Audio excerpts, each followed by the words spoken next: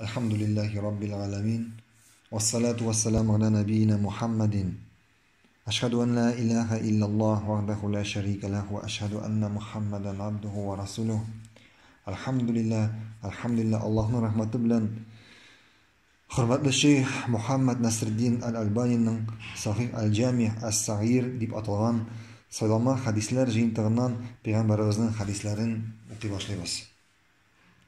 Hem indi birinci hadis Peygamberimiz sallallahu aleyhi ve sellem aytdı: "İttaqillaha haysu ma kunt ve adbigis seyyi'ate hasenete temhuha ve khaliqin nase bi hulukin hasen."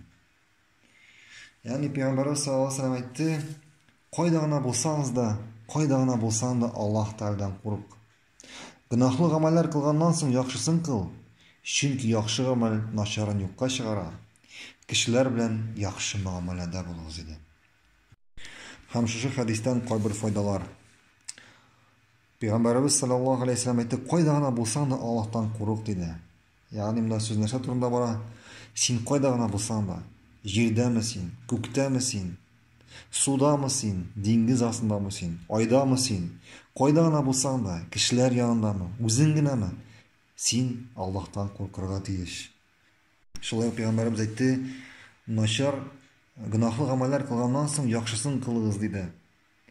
Yani senin yaxşı amellerin senin naşar amellerinden yokka çıgуuna, yani senin naşar amellerinden şitarınуңа sebep bulup tura.